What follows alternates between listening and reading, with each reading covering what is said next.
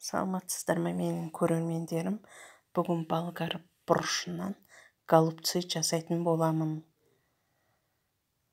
Алдын ала күрішті алдым, шағын кішкене пиаламен. Оның үстіне жылы су құйып, 10 минутқа қойып қоямын. Кішкене жібіп тұрады. 10 минут өткенше фаршымды дайындай беремін. Мен 1 килограмм фарш алдым, 1 бас пияз алдым. Ұсақтап пиязымды турадым. Қара бұрыш, қызыл бұрышты қажетімше алдым. Татымына қарай тұз салдым. Жібіген күрішті салып, бәрін араластырдым. Жақсылап бәрін араластырып аламын. Осылай дайындап алдым. Өздеріңіздің қалауларыңызға қарай басқа да дәмдеуіштерді қоссаңыздар болады.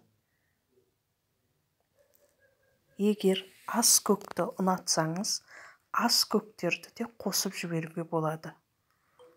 Әдемі хош иісі шығып тұрады.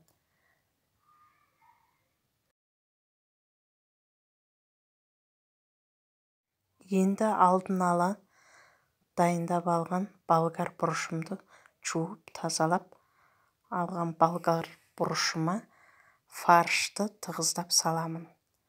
Қатты тығыз салмайым, кішкене толтырмай саламын. Барлығын міне салып дайындап алдым. Енді сорпаға алдын ала пиязымды турап алдым, чеснок турадым, помидор, болгар бұрышын турап дайындап алдым. Енді сорпа жасайтын боламын. Кастрөлге шитмай құйып, пиязымды қуырып алдым. Пиязды жақсылап қуырып аламын. Пиязды қуырып болған соң, болгар бұрышын саламын.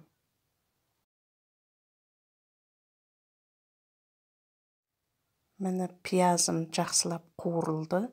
Енді болгар бұрышын салып, 3-4 минут жақсылап болгар бұрышын қуырамын.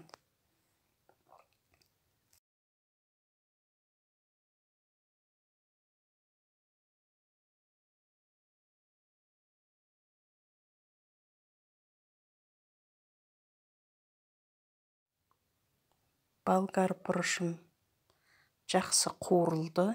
Енді чеснок салдым. 1 үлкен басты ұсақтап турап, чеснок салдым. Чеснокты да 2-3 минут қуырамын. Қуырып болған соң, помидорды кубик қып турап алдым. Помидорымды салып, қуырамын. Жақсылап 4-5 минут қуырамын.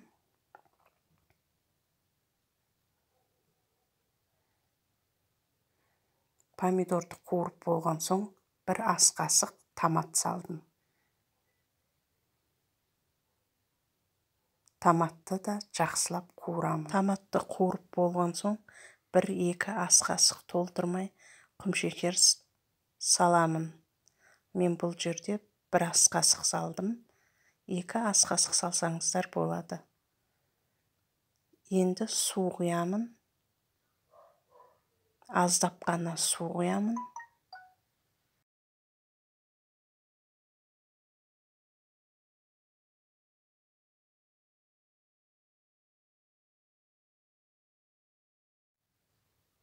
Су құйып, жақсылап бір араластырып аламын.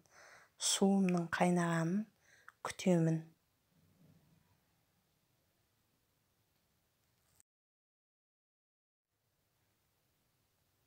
Кішкене шамалы тұз саламын. Араластырып, қайнағанын күтемін. Сорпа қайнап шыққан соң, астын басып, болгар бұрыштарын саламын.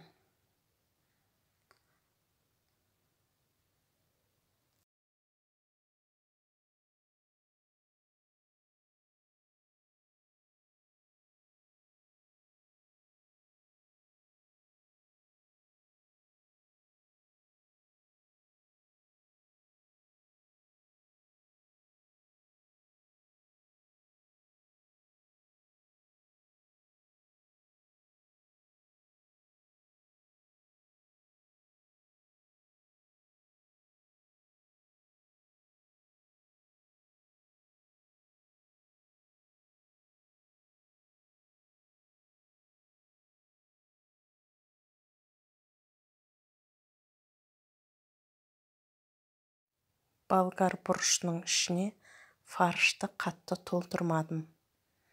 Өйткені піскен кезде өзі көбейеді. Күріш піседі, сонымен өзі көбейеді. Енді менде мына жерде суым аз болғандықтан тағы да су құйдым.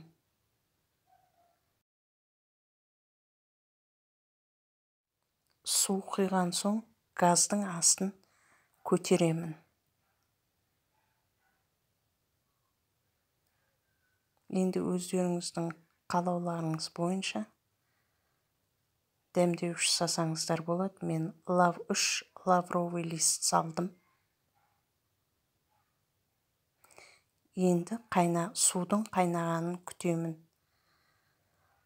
Су құйған соң тұзы кем болды. Тағы да тұз салдым. Өздеріңіз сорпаның дәмін көріп, татымына қарай тұз салсаңыздар болады.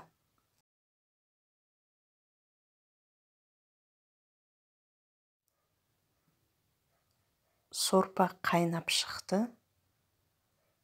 Тағы да сорпаның дәмін көреміз. Қайнап шыққаннан кейін оттың астын баяулатып басып қоямын. Жаймен әдемі болып қайнап тұрсын.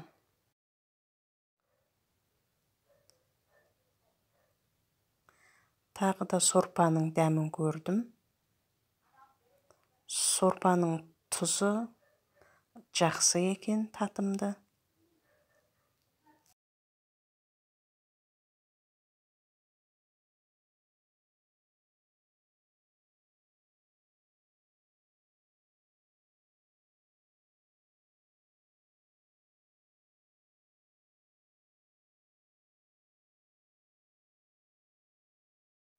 Енді сорпаның қақпағын жауып, 40 минут қайнатамыз. Голубцыйымыз дайын болған сияқты, күріші пісті.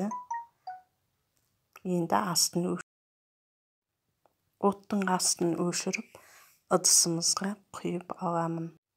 Қалауыңызша укроп, петрушка қоссаңыз болады. Мен укроп қостым.